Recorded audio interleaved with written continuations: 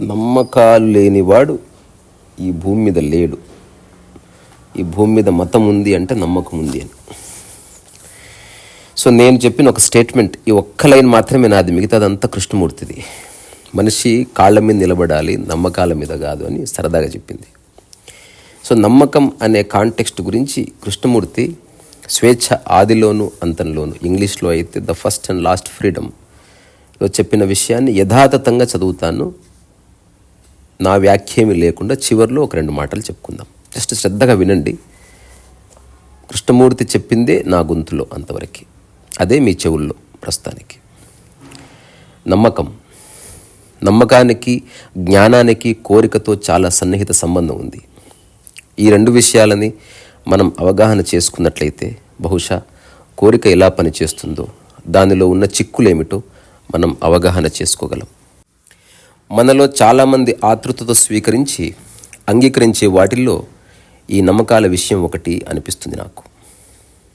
నేను నమ్మకాలని ఖండించటం లేదు, అసలు నమ్మకాలను ఎందుకు పెట్టుకుంటాం అనే విషయాన్ని మనం ఇప్పుడు తెలుసుకోవటానికి ప్రయత్నిద్దాం. అంగీకరించడంలో గల ఉద్దేశాలను, దానికి గల కారణాలను మనం అవగాహన చేసుకుంటే అప్పుడు బహుశా ఎందుకు అంగీకరిస్తున్నామో తెలుసుకోగలగటమే కాకుండా వాటి నుంచి విముక్తి కూడా పొందగలుగుతాం. రాజకీయ మత విశ్వాసాలు, జాతీయత మొదలైన ఇతర విశ్వాసాలు ప్రజల్ని ఎలా విభజిస్తున్నాయో, సంఘర్షణని, గందరగోళాన్ని, వైరుధ్యాన్ని ఎలా కలిగిస్తున్నాయో మనం చూస్తున్నాం. ఇది స్పష్టమైన వాస్తవమే. అయినప్పటికీ వాటిని విడిచిపెట్టడం మనకిష్టం లేదు. హిందువుల నమ్మకం, క్రైస్తవుల నమ్మకం, బౌద్ధుల నమ్మకం, లెక్కలేనన్ని సాంఘిక జాతీయ విశ్వాసాలు, వేరు రాజకీయ సిద్ధాంతాలు అన్నీ ఒకదానికొకటి ఎదిరిస్తూ ఒకదానికొకటి మార్చటానికి ప్రయత్నించడం మనం చూస్తున్నాం. నమ్మకం జనాన్ని విభజిస్తోందని, అసహనాన్ని వృద్ధి చేస్తోందని స్పష్టంగా గమనించవచ్చు. నమ్మకం లేకుండా జీవించటం సాధ్యమేనా? ఎవరైనా ఒక నమ్మకానికి తనకి ఉన్న సంబంధాన్ని మనస్సులో ఉంచుకొని తన్ను తాను పరీక్షించుకున్నట్లయితే ఆ సంగతి అప్పుడే తెలుసుకోగలరు. ఈ ప్రపంచంలో నమ్మకాలు లేకుండా జీవించటం, నమ్మకాలను మార్చటం, ఒకదానికొకటి ప్రత్యామ్నాయంగా పెట్టడం కాకుండా ఏ విధమైన నమ్మకం లేకుండా ప్రతి నిమిషం జీవితాన్ని కొత్తగా తీసుకుంటూ అన్ని రకాల నమ్మకాల నుంచి స్వేచ్ఛగా ఉంటూ జీవించడం సాధ్యమేనా? ఏమైనా చివరికి ఇదే సత్యం. గతం చేత ప్రభావితం కాకుండా తనకి ఉన్న స్థితికి మధ్య అడ్డుగా ఉన్న మొత్తం ప్రభావాలేవీ లేకుండా ప్రతిదాన్ని కొత్తగా ఎదుర్కోగలిగే శక్తి కలిగి ఉండటం ఇదే సత్యం. ఈ చివరి మాట ఎంత బాగుంది కృష్ణమూర్తిది. అంటే నమ్మకం ఉందా, నువ్వు జీవితాన్ని స్పష్టంగా చూడలేవని చెప్తున్నాడు. గతాన్ని ఆధారం చేసుకోకుండా ఈ క్షణం కనుక జీవించి ఏది ఉందో అది ఎదుర్కోగలిగితే ఏ నమ్మకాలు అక్కర్లేదు, అప్పుడు నువ్వు సత్యంతో జీవిస్తున్నట్టు. అదర్వైజ్ జస్ట్ గుడ్డి నమ్మకాలతో జీవిస్తున్నట్టు. సరే, ముందుకెళ్దాం. కృష్ణమూర్తి అంటున్నాడు, మీరు దీన్ని గమనిస్తే నమ్మకాన్ని అంగీకరించడానికి గల కారణాల్లో భయం కూడా ఒకటని మీరు గుర్తిస్తారు. మనకి నమ్మకం ఏది లేనట్లయితే మనకేం జరుగుతుంది, ఏం జరుగుతుందో అని చాలా భయపడిపోమా? నమ్మకం మీద ఆధారపడిన కార్యాచరణ పద్ధతి మనకు లేనట్లయితే ఆ నమ్మకం దైవంలో కానీ, కమ్యూనిజంలో కానీ, సోషలిజంలో కానీ, సామ్రాజ్యవాదంలో కానీ, ఏదో ఒక మత సూత్రంలో కానీ మనల్ని ప్రభావితం చేసిన ఏదో వితండవాదం కానీ లేనట్లయితే మనం పూర్తిగా దారి తప్పిపోయినట్లు భయపడమా? నమ్మకాన్ని అంగీకరించడం ద్వారా ఆ భయాన్ని, నిజంగా శూన్యమైపోతామనే, ఖాళీగా ఉండిపోతామనే భయాన్ని కప్పిపుచ్చటం లేదా? అయితే ఒక గిన్నె ఖాళీగా ఉన్నప్పుడే కదా ఉపయోగపడేది. నమ్మకాలు, సిద్ధాంతాలు, స్థిర భావాలు, నిదర్శనాలు, ఉదాహరణలు వీటన్నింటితోనూ నిండిపోయింది నిజంగా సృజనాత్మకత లేని మనస్సు. అది కేవలం పునశ్చరణ చేసే మనస్సు. ఆ భయం నుంచి తప్పించుకోవడం శూన్యమవుతావనే భయం, ఒంటరిగా ఉండిపోతాననే భయం, అక్కడే ఆగిపోతాననే భయం, చేరలేకపోతానేమో అన్న భయం, గెలవలేకపోతానని, పొందలేకపోతానని, అనుకున్నట్లు ఉండలేనని, అనుకున్నట్లు ఆపలేకపోతానని భయం. ఆ భయం నుంచి తప్పించుకోవటం నిజంగా ఒక కారణం కాదా? మనం అత్యంత ఆతురతతో, అత్యాశతో నమ్మకాలను అంగీకరించడం దేనికి? నమ్మకాలను అంగీకరించడం వల్ల మనల్ని మనం అవగాహన చేసుకుంటున్నామా? ఎంత మాత్రం లేదు. నమ్మకం రాజకీయమైంది కానీ, మత సంబంధమైంది కానీ, మరేదైనా కానీ మనల్ని మనం అవగాహన చేసుకోవటానికి నిశ్చయంగా ఆటంకమవుతుంది. మనల్ని మనం అవలోకించకుండా, మధ్య ఒక దట్టమైన నమ్మకాల్ని, మనకున్న ఎన్నో నమ్మకాల్ని తొలగించేస్తే గమనించటానికేమైనా మిగులుతుందా? తను ఏకీభవించిన నమ్మకాలేవీ లేనప్పుడు మనస్సు దేనితోనూ ఐక్యత లేకుండా తను ఉన్నది ఉన్నట్లు చూడగలుగుతుంది.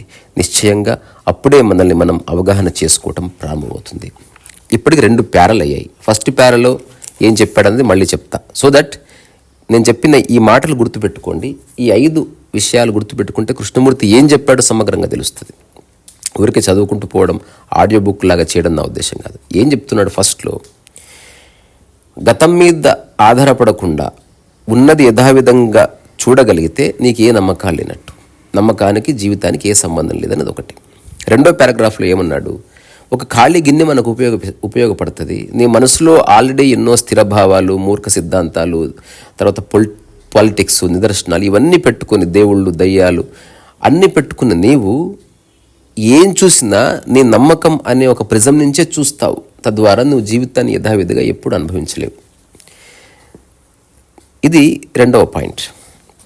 మళ్ళీ కృష్ణమూర్తి అంటున్నాడు, ఇది నిజంగా చాలా ఆసక్తికర సమస్య. నమ్మకం, జ్ఞానం, వీటి విషయం మన జీవితంలో అది ఎంత అసాధారణమైన పాత్ర వహిస్తోంది.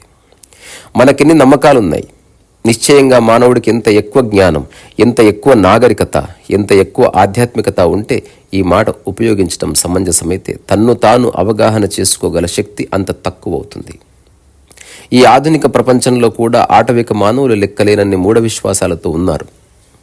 ఎక్కువ ఆలోచనాపరులు, ఎక్కువ వివేకవంతులు, ఎక్కువ అప్రమత్తులు బహుశా తక్కువ నమ్ముతున్నారేమో. ఎందుచేతనంటే నమ్మకం నిబద్ధిస్తుంది, ప్రత్యేకతనిస్తుంది. ప్రపంచమంతటా ఆర్థిక ప్రపంచంలోనూ, రాజకీయ ప్రపంచంలోనూ, ఆధ్యాత్మిక లోకం అనే దాంట్లోనూ కూడా మనం అదే చూస్తున్నాం. మీరు దేవునిలో నమ్ముతారు, నేను బహుశా దేవుడు లేడని నమ్ముతాను. లేక ప్రతి విషయాన్ని, ప్రతి వ్యక్తిని ప్రభుత్వం ఆధీనంలోకి తీసుకునే సంపూర్ణ అధికారం ఉండాలని మీరు నమ్ముతారు. ప్రజలే వారి ఇష్టం వచ్చినట్లు వారు వ్యవహరించగలగాలి అని నేను నమ్ముతాను. ఒక్కడే రక్షకుడు ఉన్నాడని, ఆయన ద్వారానే మీ గమ్యాన్ని మీరు చేరుకోగలరని మీ నమ్మకం. నేను అది నమ్మను. కనుక మీరు మీ నమ్మకంతోనూ, నేను నా నమ్మకంతోనూ నిర్దిష్టంగా మాట్లాడదాం. అయినా ఉభయంలో ప్రేమ, శాంతి, మానవజాతి ఐక్యత, సమైక్య జీవనం గురించి మాట్లాడతాం. ఇదంతా ఉత్తదే. ఎందుచేతనంటే వాస్తవానికి మనకున్న నమ్మకమే మనల్ని వేరు చేసే పద్ధతి. మీరు బ్రాహ్మణులు, నేను బ్రాహ్మణేతరుడిని. మీరు క్రైస్తవులు, నేను ముస్లింని. మీరు సోదరత్వం గురించి మాట్లాడతారు, నేను కూడా ఆ సోదరత్వం, ప్రేమ, శాంతి గురించే మాట్లాడతాను. కానీ మనం వాస్తవంగా వేరు. మనల్ని మనం విభజించుకుంటున్నాం. శాంతిని కోరేవాడు ఒక నూతన ప్రపంచాన్ని, ఆనందకరమైన ప్రపంచాన్ని సృష్టించగోరేవాడు నిజంగా ఏ రకమైన నమ్మకంతోనూ తన్ను తాను ప్రత్యేకించుకోడు. ఇది స్పష్టమయ్యిందా? మాటల స్థాయిలో కావచ్చు, కానీ మీరు దాని ప్రాముఖ్యాన్ని, యథార్థాన్ని, సత్యాన్ని గ్రహించినట్లయితే దాని పని అదే ప్రారంభిస్తుంది. ఇది 3వ పారాగ్రాఫ్. ఇందులో బాంబు వేశాడు చాలా. నమ్మకమే. నువ్వు క్రైస్ట్ని నమ్మావు, లేకపోతే అల్లాని నమ్మావు, లేకపోతే రాముణ్ణి, కృష్ణుణ్ణి, అలా నమ్మే వాళ్ళని కించపరచడం కాదు. నీకు నమ్మకం ఉందా? ఇక నువ్వు ఏ విషయాన్ని స్పష్టంగా చూడలేవు అని చెప్తున్నాడు. అలా నమ్మకాలు ఉన్న వాళ్ళే గొడవ పడుతున్నారు. నమ్మకాలు ఉన్నంత వరకు, ఒకరి నమ్మకాలు ఒకరు గౌరవించుకున్నంత వరకు ఓకే. ఒకరి నమ్మకానికి అగెనిస్ట్గా మరొకరు ప్రవర్తిస్తే యుద్ధాలు జరగవచ్చు. ఈ భూమి మీద ఎన్నో క్రూసేడ్స్ జరిగాయి. ఏదేమైనా ఏ నమ్మకాలు లేకుండా ఇద్దరు మనుషులు ఉన్నప్పుడు అక్కడ నిజమైన ఆనందము, శాంతి, ప్రేమ ఉంటుంది. ఎప్పుడైనా చిన్నపిల్లల్ని చూశారా? 4వ పారాగ్రాఫ్. ఇచ్ఛా ప్రక్రియ పనిచేస్తున్నప్పుడు నమ్మకం ద్వారా ప్రత్యేకించుకోవటం జరిగి తీరుతుంది. ఎందుకంటే ఆర్థికంగాను, ఆధ్యాత్మికంగాను, అంతర్గతంగాను కూడా భద్రత ఉండి తీరుతుందని మీరు నమ్ముతున్నారు. ఆర్థిక కారణాల కోసం నమ్మే వారి గురించి నేను మాట్లాడడం లేదు. ఎందుకంటే వారు ఉద్యోగాలపై ఆధారపడి ఉండేటట్లు పెంచబడ్డారు. కనుక ఉద్యోగం దొరికినంత కాలం వారు కేథలిక్స్ కానీ, హిందువులు కానీ, మరెవరైనా సరే వారి నమ్మకాల ప్రకారమే ఉండటానికి సంసిద్ధులై ఉంటారు. ఏదో సదుపాయం కోసం నమ్మకాన్ని పట్టుకొని ఉండే వారి గురించి కూడా మనం మాట్లాడడం లేదు. బహుశా మనలో చాలామంది అటువంటి వారే అయి ఉండవచ్చు. ఏదో అనుకూలంగా ఉంటుందని మనం కొన్నిటిని నమ్ముతాం. ఆర్థిక కారణాలని అవతలికి తోసేసి విషయాల్ని మనం మరింత ప్రగాఢంగా పరిశీలించాలి. ఆర్థిక, సాంఘిక, రాజకీయ తదితర విషయాల్లో ప్రగాఢంగా నమ్మేవారిని తీసుకుంటే ఆ నమ్మకాల వెనుక ఉన్నది ఏమిటంటే భద్రత ఉండాలనే వాంఛ కాదా? తర్వాత కొనసాగాలనే కోరిక. అటువంటి కొనసాగే స్థితి ఉందా లేదా అనే విషయాన్ని మనం ఇప్పుడు చర్చించడం లేదు. నమ్మకాన్ని కలగజేసే ప్రేరణల గురించి, నిరంతర ప్రోత్సాహం గురించి మాత్రమే చర్చిస్తున్నాం. శాంతిని కోరేవాడు మొత్తం మానవ జీవన విధానాన్ని అవగాహన చేసుకోదలిచిన వాడు నమ్మకానికి కట్టుబడి ఉండగలడా? భద్రతతో ఉండటానికి కోరిక ఒక సాధనంగా పనిచేస్తుందని అతను గమనిస్తాడు. అవతలికి వెళ్ళాక నేను మతరాహిత్యాన్ని గురించి బోధిస్తున్నానని మాత్రం దయచేసి ప్రచారం చేయకండి. నా అభిప్రాయం అది కానే కాదు. కృష్ణమూర్తి ఇంతకుముందు నేను చెప్పిన విషయాన్ని చెప్పాడు, చూసారా? సో అగేనిస్ట్ కాదు, కానీ ఏది ఉందో అది చెప్తున్నాడు, అంతే. ఛాయిస్ మీదే అని చెప్తున్నాడు. సో మతరాహిత్యాన్ని గురించి బోధిస్తున్నాను అని మీరు దయచేసి ప్రచారం చేయకండి. నా అభిప్రాయం అది కానే కాదు. నేను చెప్పేది ఏమిటంటే, నమ్మకం అనే రూపంలో ఉన్న వాంఛని మనం అర్థం చేసుకున్నంత వరకు వివాదం, సంఘర్షణ, దుఃఖం ఉండి తీరతాయి. మనిషికి మధ్య వైరుధ్యం ఉంటుంది. ఇదంతా మనం ప్రతిరోజు చూస్తూనే ఉన్నాం. కనుక ఈ ప్రక్రియ నమ్మకం అనే రూపాన్ని ధరిస్తోందని, అంటే అంతర్గత భద్రత కావాలనే తృష్ణే నమ్మకం అనే రూపంలో ఆవిష్కృతం అవుతోందని నేను గమనించినట్లయితే, తెలుసుకుని ఉన్నట్లయితే, అప్పుడు నా సమస్య ఇది నమ్మటమా అది నమ్మటమా అని కాక, భద్రత కోసం ఏర్పడే తృష్ణ లేకుండా స్వేచ్ఛగా ఉండగలదా మనస్సు అనేదే సమస్య అవుతుంది. ఏది నమ్మాలి, ఎంతవరకు నమ్మాలి అని కాదు. ప్రపంచంలో ప్రతి విషయం అనిశ్చితంగా ఉండటం వల్ల మానసిక భద్రత కోసం, ఏదో ఒక దాని గురించి నిశ్చింతగా ఉండటం కోసం అంతరంగంలో ఏర్పడే తృష్ణకి బాహ్య రూపాలే ఈ నమ్మకాలను. ఈ 4వ పారాగ్రాఫ్లో చెప్పిన విషయం కూడా చాలా అద్భుతమైంది. కృష్ణమూర్తి ఏ మతాలని ద్వేషించడం లేదు, మతాలన్నీ వెళ్ళిపోవాలని చెప్పడం లేదు. కానీ ఒక్కసారి ఏ నమ్మకాలు లేకుండా గనక ఉంటే జీవితం ఎట్లుంటుంది చూడండి అని ప్రాధేయపడుతున్నాడు, రిక్వెస్ట్ చేస్తున్నాడు. ఇంకా ఈ భూమి మీద ఎన్ని వైరుధ్యాలు ఉండటానికి కారణం మతాలే అన్న విషయాన్ని గుర్తిస్తే సరిపోతుంది. మతాలంటూ లేకపోతే అందరు మనుషులే అయితే, ఏ రేసిజం లేదు, ఏ అంతరాలు లేవు, ఏ ఎస్సీ ఎస్టీ బీసీ కోటాలు లేవు, ఏమీ లేవు. జస్ట్ మనిషి ఉంటాడు, మనిషి ఇంటెలిజెన్స్ ఉంటుంది. వాళ్ళంతా ఒక సంఘం కోసం పనిచేస్తారు. అందరి దగ్గర ఉన్నది అందరూ పంచుకుంటారు. ఇలా గనక సమాజం ఉంటే ఎంత బాగుంటుంది. కానీ నమ్మకం అనేది ఎందుకు వస్తుంది అంటే అంతర్గత భద్రత.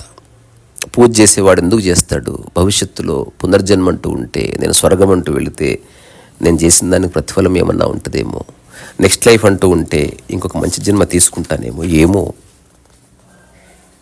నిజానికి అవన్నీ లేవు, ఈ క్షణమే ఉంది అని చెప్తున్నాడు.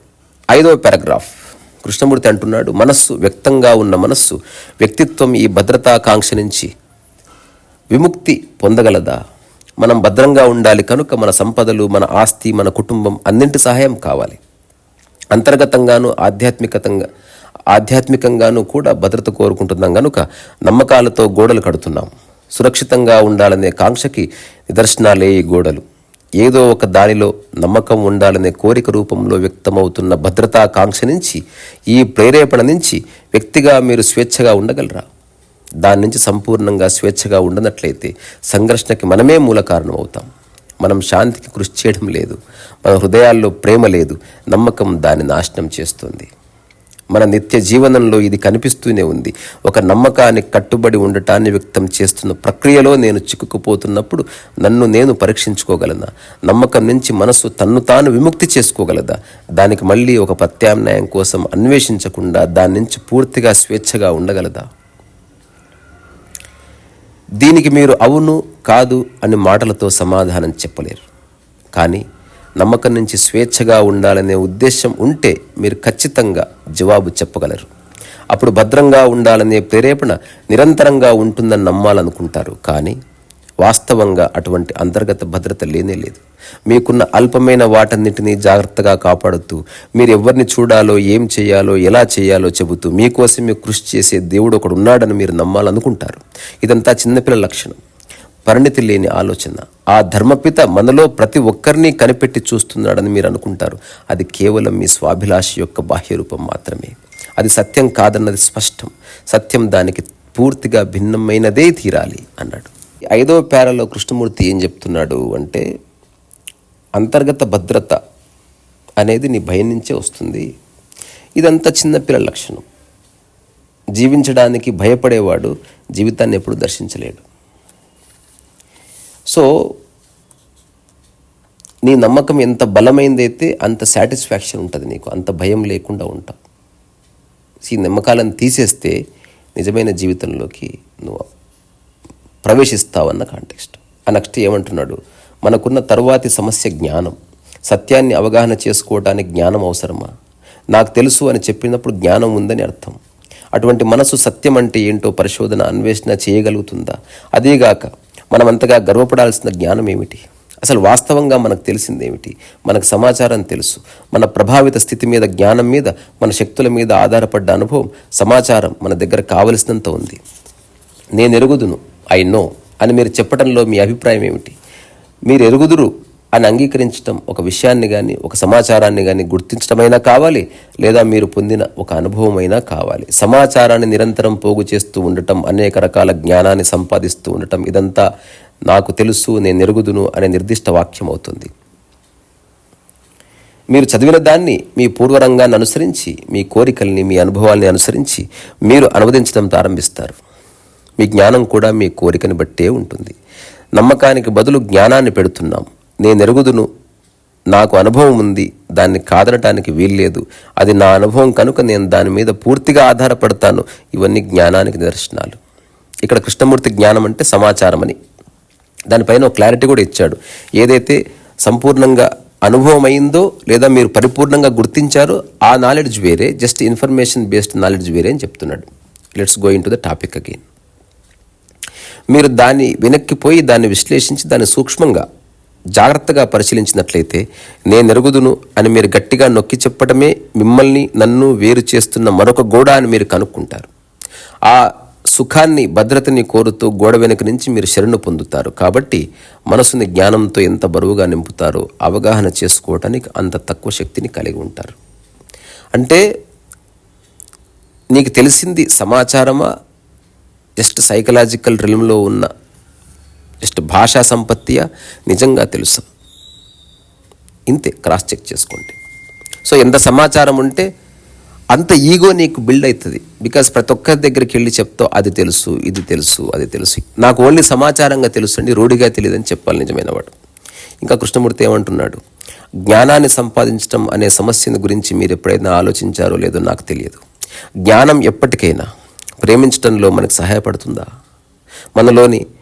మనలోను మన పక్కవారితోనూ సంఘర్షణ కలుగజేసే గుణాల నుంచి విముక్తి పొందటంలో మనకు సహాయపడుతుందా? జ్ఞానం ఎప్పటికైనా మనస్సులోంచి ఆకాంక్షను తొలగించగలుగుతుందా? ఎందుచేతనంటే సంబంధాన్ని చివరికి నాశనం చేసేటటువంటి, మనుషుల్లో పరస్పరం సంఘర్షణ కలుగజేసేటటువంటి గుణాల్లో ఆకాంక్ష ఒకటి. మనందరం శాంతితో జీవించాలంటే నిశ్చయంగా ఆకాంక్ష రాజకీయ, ఆర్థిక, సాంఘిక ఆకాంక్షే కాకుండా ఇంకా ఎక్కువ సూక్ష్మమైన, ప్రమాదకరమైన ఆధ్యాత్మిక ఆకాంక్షే. ఏదో అవ్వాలనే ఆకాంక్ష సంపూర్ణంగా అంతమవ్వాలి. జ్ఞానాన్ని పోగు చేసే ఈ విధానం మనిషి నుంచి, తెలుసుకోవాలనే కోరిక నుంచి మనస్సు ఎప్పటికైనా స్వేచ్ఛని పొందగలుగుతుందా? ఎంత స్పష్టంగా అడిగాడు. ఇందులో చెప్పడానికి ఏమీ లేదు, యు అండర్స్టూడ్. తర్వాత అంటున్నాడు, మన జీవితంలో జ్ఞానం, నమ్మకం ఈ రెండు ఎంతో అసాధారణమైన, ప్రబలమైన పాత్రని వహిస్తున్నాయో కనిపెట్టి చూడటం బహు ఆసక్తికరంగా ఉంటుంది. అపారమైన జ్ఞానం, పాండిత్యం కలవారిని మనం ఎలా పూజిస్తామో చూడండి. దీని అర్థం మీరు గ్రహించగలరా? మీరు కొత్తదానిని ఏదైనా కనుక్కోదలిస్తే, మీ ఆలోచన ఊహించినటువంటి కొత్తదాని అనుభవం పొందాలనుకుంటే మీ మనస్సు స్వేచ్ఛగా ఉండాలి, ఉండక్కర్లేదా? కొత్తదాన్ని గమనించడానికి సామర్థ్యం కలిగి ఉండాలి. కానీ దురదృష్టవశాత్తు మీరు ఎప్పుడు కొత్తదాన్ని చూసినా మీకు తెలిసిన పాత సమాచారాన్నంతటినీ, మీ జ్ఞానాన్నంతటినీ, మీ గత స్మృతులన్నిటినీ తీసుకువస్తారు. కనుక పాతది కానటువంటి కొత్తదాన్ని చూడటానికి కానీ, పొందటానికి కానీ మీరు అనర్హులు, అసమర్థులు అవుతారన్నది స్పష్టం. దయచేసి దీన్ని విపులీకరించడానికి ప్రయత్నించకండి. నా ఇంటికి తిరిగి వెళ్ళడానికి నాకు దారి తెలియకపోతే నేను తప్పిపోతాను. యంత్రాన్ని నడపటం ఎలాగో నాకు తెలియకపోతే నా వల్ల ఏమీ ప్రయోజనం ఉండదు. అది వేరే విషయం. మనం ఇక్కడ దాన్ని చర్చించటం లేదు. భద్రత కోసం ఏదో అవ్వాలనే మానసిక అంతర్గత కాంక్షతో సాధనంగా ఉపయోగించబడుతున్న జ్ఞానం గురించి చర్చిస్తున్నాం. జ్ఞానం ద్వారా మీరేం పొందగలరు? ఇక్కడ జ్ఞానం అంటే సమాచారం అని గుర్తుపెట్టుకోండి. జ్ఞానం వల్ల ఏర్పడే అధికారం, జ్ఞానం వల్ల కలిగే ప్రాముఖ్యం, హోదా, సత్తువ, ఇంకా ఏవేవో ఇంతేనా? నేను ఎరుగుదును, నాకు తెలుసు, అది ఉంది, ఇది లేదని చెప్పేవాడు నిశ్చయంగా ఇచ్ఛా ప్రక్రియ గురించి ఆలోచించడం, దాన్ని పరిశీలించాడనుకోవటం మానేసినట్లే. ఇది స్పష్టం. అంటే ఇప్పుడు ఎవరైతే ఒక్కసారి కళ్ళు మూసుకొని సమాజంలో ఉన్న ఈ సోకాల్డ్ గురువులు లేకపోతే పండితులు వాట్ దే ఆర్ డూయింగ్, ఇన్ఫర్మేషన్ని మన మీద రుద్దుతున్నారు. అనుభవాన్ని చెప్పేవాడు ఎక్కువ ఇన్ఫర్మేషన్ చెప్పాడు, వాడు ఆచరిస్తాడు. ఆచరణ అనుభవం, జస్ట్ మాటలు అనేది సమాచారం. విమానం ఎలా నడపాలి అనే పుస్తకం చదివి గంటల స్పీచ్ ఇవ్వచ్చు, నువ్వు ఏనాడు విమానం నడపకపోవచ్చు. నడిపే పైలట్ ఒక 5 నిమిషాల్లో చెప్పొచ్చు, లేదా వాడిని ఎలా ప్రశ్నించినా చెప్పగలడు, ఎందుకంటే అనుభవ జ్ఞానం ఉంది కాబట్టి. సో నెక్స్ట్ ప్యారాలోకి వెళదాం. కనుక కృష్ణమూర్తి అంటున్నాడు, నా ఉద్దేశంలో మన సమస్య ఏమిటంటే మనం నమ్మకానికి జ్ఞానానికి కట్టుబడిపోయి కుంగిపోతున్నాం. మనస్సు గతం ద్వారా సంపాదించిన నమ్మకాల నుంచి స్వేచ్ఛని పొందటం సాధ్యమవుతుందా? ఈ ప్రశ్న మీకు అర్థమైందా? వ్యక్తిగా నేను, వ్యక్తిగా మీరు ఈ సంఘంలో జీవిస్తూ మనకు పెంపకం ద్వారా వచ్చిన నమ్మకాల నుంచి స్వేచ్ఛగా ఉండటం సాధ్యమవుతుందా? ఈ జ్ఞానం అంతటి నుంచి, ఆ అంధకారం అంతటి నుంచి మనస్సు పూర్తిగా స్వేచ్ఛ పొందగలదా? మనం అనేక పవిత్ర గ్రంథాలను, మత గ్రంథాలను చదివాం. వాటిలో ఏం చేయాలో, ఏం చేయకూడదో, ఎలా గమ్యం చేరగలమో, ఆ గమ్యం ఏమిటో, దైవం అంటే ఏమిటో బహుజాగ్రత్తగా వివరించారు. అదంతా మీకు కంటతా పట్టారు కూడా, దాన్ని అనుసరించారు. అదే మీ జ్ఞానం, అదే మీరు సంపాదించింది, అదే మీరు నేర్చుకున్నది. ఆ మార్గాన్ని మీరు అనుసరిస్తారు. సహజంగానే మీరు అనుసరించేది, వెతికేది మీకు లభిస్తుంది. అది మీకున్న జ్ఞానమే ప్రదర్శితం కావడం లేదా? ఇది వాస్తవం కాదు. మీ ఊహా చిత్రణల వల్ల, ప్రదర్శనల వల్ల మీ మనస్సు దుర్బలమైపోకుండా దాన్ని గ్రహించి ఇప్పుడే, రేపు కాదు ఇప్పుడే అన్న అవగాహన చేసుకొని నేను దానిలో ఉన్న సత్యాన్ని చూశాను అని చెప్పి దాన్ని విడిచిపెట్టడం సాధ్యమేనా? అంటే ఏం చెప్తున్నాడు ఈ పేరాలో? నువ్వు ఏది ఊహించుకుంటే అదే కనిపిస్తుంది. నిరంతరం ఒకానొక దైవధ్యానంలో నువ్వు ఉన్నావు, ఆల్రెడీ ఆ ఫోటోలు మార్కెట్లో చూసావు, ఏదో ఒకరోజు ఊహించుకోగా అది నీకు కనిపిస్తుంది. దాని దర్శనం అనుకున్నావు అనుకో, నువ్వు భ్రమపడ్డట్టే. నీకు ఏ దర్శనము కలగలే, ఏ సాక్షాత్కారము కలగలేదు. జస్ట్ నీ మనసులో ఉన్నదే నీకు కనిపిస్తుంది. నిజంగా సాక్షాత్కారం ఏందో తెలుసా? నీ స్టీల్ చెంబు, మనం ముడ్డి గడుక్కునే చెంబు, ఇవన్నీ సాక్షాత్కారం అవుతుంది. నీ కళ్ళెదురుగున్నాయి, వాటిని సరిగ్గా చూడు అన్నది చెప్తున్న మాట, కానీ అంత అర్థమయ్యే విషయం కాదు. ఎందుకంటే మైండ్లో చాలా సమాచారం ఉంటే it's very difficult to understand. Next paragraph. Krishnamurthy నమ్మకం నుంచి మనసు స్వేచ్ఛ పొందగలదా అంటే కంక్లూజన్కి వస్తున్నాడు. మీరు ఆ నమ్మకాన్ని పట్టుకుని ఉండటానికి గల కారణాల ఆంతర్యాన్ని మీరు అవగాహన చేసుకున్నప్పుడు మిమ్మల్ని నమ్మేటట్లు చేస్తున్న వ్యక్తమైన కారణాలనే గాక అవ్యక్తంగా ఉన్న వాటిని కూడా మీరు అవగాహన చేసుకున్నప్పుడు మాత్రమే మీరు స్వేచ్ఛగా ఉండగలరు. ఇంతకీ మనం చేతనావస్థలో పనిచేస్తున్న బాహ్య అస్తిత్వం మాత్రమే కాదు, చేతన మనస్సు కంటే అచేతన మనస్సు ఇంకా ఎక్కువ త్వరగా ప్రతిస్పందించగలదు. అచేతన మనస్సుకి ఒక అవకాశాన్ని ఇస్తే ప్రగాఢమైన చేతన కార్యకలాపాలన్నింటినీ కనుక్కోగలుగుతాం. మీ చేతన మనస్సును నెమ్మదిగా ఆలోచిస్తూ వింటూ కనిపెడుతున్నప్పుడు అచేతన మనస్సు చాలా చురుగ్గా, ఎక్కువ మెలకువతో, చాలా ఎక్కువ గ్రహింపు శక్తి కలిగి ఉంటుంది. కనుక దానికి సమాధానం పొందగలుగుతుంది. నయాన, భయాన, బలవంతాన, నమ్మకానికి లొంగిన మనస్సు ఆలోచించటానికి స్వేచ్ఛగా ఉంటుందా? సరికొత్తగా చూస్తూ మిమ్మల్ని మరొకరి నుంచి వేరు చేసే ప్రవృత్తిని తొలగించగలదా? నమ్మకం మనుషుల్ని సన్నిహితులుగా చేస్తుందని చెప్పకండి దయచేసి, అలా చేయలేదు. అది స్పష్టం. వ్యవస్థీకరించబడిన ఏ మతము ఎన్నడూ అటువంటి పని చేయలేదు. మీ దేశంలోనే మిమ్మల్ని చూసుకోండి. మీరందరూ నమ్మకం ఉన్నవారే కదా. మీరంతా సన్నిహితంగా ఉన్నారా? సమైక్యంగా ఉన్నారా? అనేక అల్పపక్షాలుగా, కులపక్షాలుగా, కుపక్షాలుగా విభజించబడి ఉన్నారు. అసంఖ్యాకమైన విభాగాలను మీరు ఎరుగుదురు కదా. ప్రపంచమంతటా తూర్పున గాని పశ్చిమాన గాని అన్ని చోట్ల ఒకటే విధానం. క్రైస్తవులను నాశనం చేయటం, తుచ్చమైన స్వల్ప విషయాల కోసం ఒకరినొకరు హత్యలు చేసుకోవడం, జనాన్ని భయంకరమైన చెరసాలలోకి తోసేయడం, యుద్ధ విభత్సాలు మొదలైనవి. కాబట్టి నమ్మకం జనాన్ని ఏకం చేయదు. ఇది సుస్పష్టమైన విషయం. కానీ సత్యమైతే మీరు దాన్ని చూసినట్లయితే దాన్ని అనుసరించి తీరాలి. కానీ కష్టం ఏంటంటే మనలో చాలామంది దాన్ని చూడరు. ఎందుచేతనంటే అంతర్గతంగా భద్రత లేకపోవటాన్ని, ఒంటరిగా ఉన్నామనే అంతర్గత భావాన్ని ముఖాముఖి చూసే సామర్థ్యం మనకు లేదు. రాజ్యం, కులం, జాతీయత, గురువు, రక్షకుడు, మరేదైనా సరే ఏదో ఒక ఆలంబన కావాలి మనకి. ఇందులో ఉన్న అసత్యాన్నంతటినీ గ్రహించినప్పుడు మనసు తాత్కాలికంగా ఒక క్షణం సేపే అయినా సత్యాన్ని దర్శించగలుగుతుంది. అది దానికి భరించరానిదైతే వెనక్కి తిరిగిపోవచ్చు. కానీ తాత్కాలికంగానైనా చూడటం చాలు. ఎందుచేతనంటే అసాధారణమైనదొకటి సంభవించడం చూస్తారు. అప్పుడు చేతన మనస్సు నిరాకరించిన అచేతన భాగం పనిచేస్తూనే ఉంటుంది. అది వృద్ధి పొందే క్షణం కాదు, కానీ ఆ క్షణమే ముఖ్యం. చేతన మనస్సు ఎంత పెనుగులాడినా అది తన ఫలితాలను ఇస్తుంది. ఇందులో ఏం చెప్తున్నాడు? Simple 1 line. ఇప్పటి వరకు మనకున్న నమ్మకాలు, నమ్మకాలు ఉన్న వాళ్ళు కొట్టుకుంటున్నారు. పాకిస్తాన్లో ముస్లింలే చంపుకుంటున్నారు. ఈరోజు బాంబులు పేలాయి. ఎవరు పేల్చారు? ఏలియన్స్ పేల్చారా? వాళ్ళకు వాళ్ళే పేల్చుకుంటున్నారు. ఇదంతా ఏమిటి? ఒకరి నమ్మకం ఇంకొకరి నమ్మకంతో యుద్ధం చేస్తుంది. ఇప్పుడు ఎవరైనా ఒక వ్యక్తి ఇండివిజువల్గా నమ్మకాలని పక్కన పెట్టి జస్ట్ ఆ ఖాళీ మనసుతో ఉన్నది ఉన్నట్టు చూస్తే సత్యం అదే సత్యం. నువ్వు సత్యాన్ని చూస్తలేవు, నువ్వు సత్యమే నిలబడ్డావని చెప్తున్నాడు. అది ఒక క్షణం చూసినా కూడా ఇంతవరకు నీకున్న జీవితానికి ఈ ఒక క్షణానికి ఉన్న తేడా వల్ల ఏది బెటరో నీకు తెలుస్తుంది.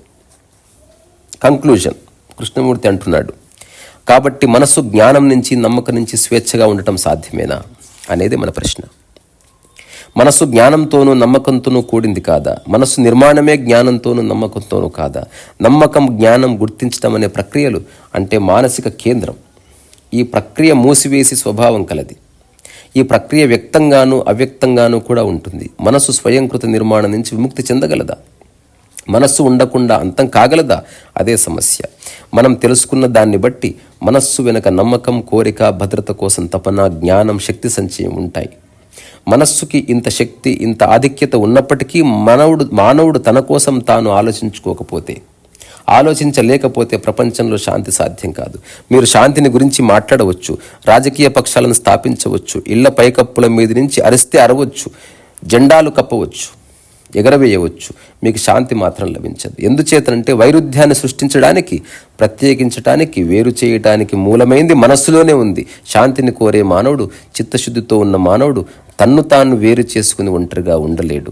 ఒకవైపు సోదరత్వం గురించి మాట్లాడుతూ ఇదంతా కేవలం ఒక ఆట, రాజకీయమైనది కానీ మత సంబంధమైనది కానీ అదంతా విజయం సాధించాలనే, వృద్ధిలోకి రావాలనే ఆకాంక్ష, ఆ విషయమై నిజంగా వాస్తవంగా చిత్తశుద్ధితో ఉన్న మనిషి కనుక్కోవాలని అనుకునే జ్ఞానం నమ్మకం వల్ల వచ్చే సమస్యను ఎదుర్కొని తీరాలి. ఏదో ఒక పని చేయాలనే కోరిక, భద్రత కావాలనే కోరిక, నిశ్చింతగా ఉండాలనే కోరిక, జ్ఞానం, నమ్మకం వెనుక ఉన్న వీటన్నిటి మొత్తం ప్రక్రియని తెలుసుకోవాలి. ఏ స్థితిలో వినూత్నమైంది సంభవించగలదో అది సత్యము కానీ, దేవుడు కానీ, మరేదైనా కానీ ఆ స్థితిలో ఉండదగిన మనస్సు జ్ఞానం సంపాదించడం, పోగు చేయటం నిశ్చయంగా మానేయాలి. సమస్త జ్ఞానాన్ని విసర్జించాలి. జ్ఞానంతో బరువెక్కిన మనస్సు యథార్థమైన దాన్ని, అపరిమితమైన దాన్ని అవగాహన చేసుకోవటం నిశ్చయంగా అసాధ్యం అని ముగించాడు కృష్ణమూర్తి. సినాప్సిస్ జస్ట్ ఫ్యూ లైన్స్లో. నమ్మకాలు లేని మనిషి లేడు. ఒక మాట, నమ్మకాలు ఒక్కొక్కరికి ఒక్కొక్క విధంగా ఉన్నాయి. అందరూ ఒకదాన్ని నమ్మితే ప్రాబ్లం లేదు. ఇది రెండవది. ఒక్కొక్క నమ్మకం ఒక్కొక్క విధంగా ఉన్నవాడు, వాడు ఎంత బయటికి ప్రేమగా నటించినా లోపల నమ్మకాల విషయంలో గొడవలు వస్తే మాత్రం తలలు బలగొట్టుకుంటారు. రెండవది. తర్వాత నమ్మకాలు, ఒకే విధమైన నమ్మకాలు ఉన్నవాళ్ళు కూడా ఆ నమ్మకాల్లో మళ్ళీ విభేదాలు వచ్చినప్పుడు ఎట్టి పరిస్థితుల్లో శాంతి ఎస్టాబ్లిష్ కాదు. సో ఈ భూమి మీద మనిషి తనకున్న నమ్మకాలన్నీ పక్కకు పెట్టాలి. కానీ నమ్మకం ఎందుకు క్రియేట్ చేసుకున్నాడు? భద్రత కోసం. దేవుడు ఉన్నాడు, నన్ను చూస్తున్నాడు, ఒక భద్రత ఇస్తుంది. ఇల్లుంది, నాకు భద్రత ఇస్తుంది. ఏ భద్రత లేకుండా మనసు నిలబడితే మనిషి పిచ్చెక్కిపోతుంది.